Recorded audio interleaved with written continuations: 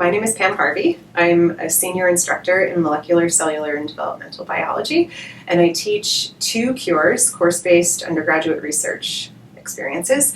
One is a freshman level course, and the other is a junior, senior level course. I was a postdoc in the laboratory of Dr. Leslie Limewand about 10 years ago, and I had previously in graduate school been involved in teaching and wanted to get involved again. She was coordinating a research-based course, and 10 years ago it was really quite new for seniors, called the Python Project, where students do gene expression studies on Burmese pythons. At the time, one of the instructors was leaving, and I very quickly volunteered to teach the class. So I continued to teach that course. And after I finished my postdoc, I realized that that was something that was really important to me, to continue teaching.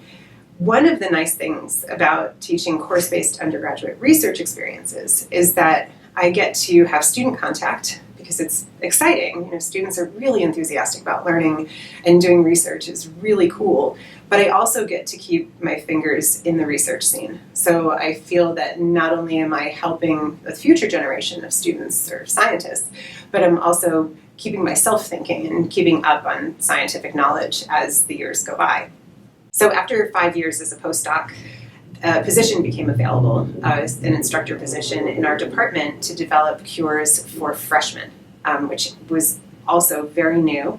I think a lot of people at the time were reluctant to believe that undergraduates could do research at all, never mind people who are 3 months out of high school. So I took that position and developed two new cures that are now required for all MCDB majors. They're the discovery labs, where we focus on identifying new antibiotics or new chemotherapies. In teaching these classes, I've, I think, evolved in the way I think about teaching research to students. In other words, the upper division class was for very competitive students who were aiming to apply to medical school and PhD programs. Those students were self-selected in the sense that they were choosing a 3-credit laboratory course as a senior, and that's really uncommon as an elective. The freshmen who are coming in are taking it because they have to, and they're not really sure what they want to do. So while I used to think of cures as preparing very well-qualified students for going on to a career in science, I now think of it more as giving people the skills to be able to interpret data and become a scientifically literate citizen, because they're also going to need that. And I think that that would serve a student who stays in school to become a medical student, and also the student who decides that they want to go to political science or do a different major completely, having that sort of critical thinking skill taught very early on. We're not interested in having everybody get a PhD or a medical degree. That said, 75% of my students coming in as freshmen say that they're pre-med. But I think in the course what we emphasize is that the skills that they learn in the course aren't really about salmonella or fruit flies or chemotherapies, but rather using these things as tools to develop critical thinking skills that they'll use no matter what they do. That it's okay if they don't go to medical school. They'll still be really well off just having this experience. So teaching cures I find to be incredibly rewarding, because you see the students grow, you push them to think and be independent, and you teach them about failing. Most science classes, biology courses that people take as high school students, they have a manual and they follow the directions. They get the experiment to work and they get an A. But that's not how research works. It's not how life works. You can follow every direction and still fail. So watching students grow to me is incredibly rewarding, and I love that. Going into this, teaching one section of a cure, or just 2 sections of a cure where you have 40 students, you get lots of student contact, and that reward is tangible. But in our department, as we scaled up, we had to start involving teaching assistants, and it really changed the way I experienced teaching the classes. What I realized was that really what was happening is the structure of the course was more resembling a real lab, where there's a principal investigator who runs the lab, and they hire postdoctoral fellows, they have graduate students, they have undergrads, they have technicians and research assistants, and this sort of scaffolding of experience.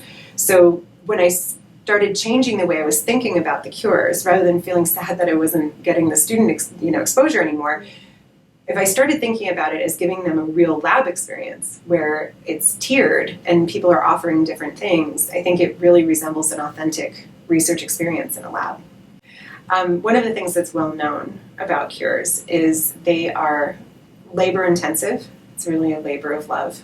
If you imagine a 3-credit course where you're teaching a lecture and you're lecturing 3 hours a week, that's hard.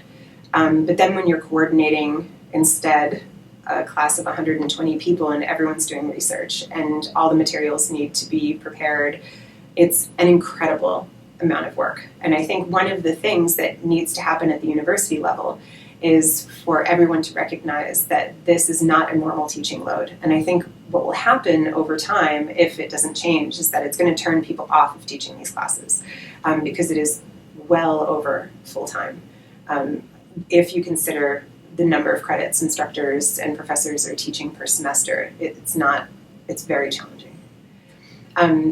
The other thing is, if in our department, we replace the traditional labs, sort of what we call cookbook labs, with these research experiences. One of the reasons that cookbook labs work so well is that they're inexpensive, they're a known quantity, an experiment never lasts more or less than the allotted time. With research-based classes, it's incredibly expensive. I think our classes are in the range of 5 to 10 times more expensive than traditional labs were in this department. And it requires a lot of flexibility, both on the instructor's part and also the students, where, we publish a schedule of how we think things are going to go, and in the 3rd week, the bacteria didn't grow, or the Drosophila died, or something happens, and it requires curricular flexibility that's really challenging for instructors. After teaching the Python project for about 6 years, we decided that we should really take a look to see what the outcomes were.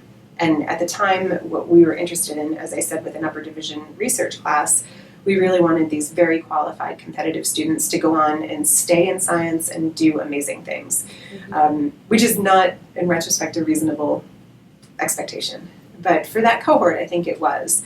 And what we found was that 75% after leaving the Python project, and of course there are a lot of other factors in place. These are self-selected students, they take a lot of different courses, they have tons of different experiences. But our students, of the students who took the class, 75% of them ended up in PhD programs or getting an MD, which is amazing.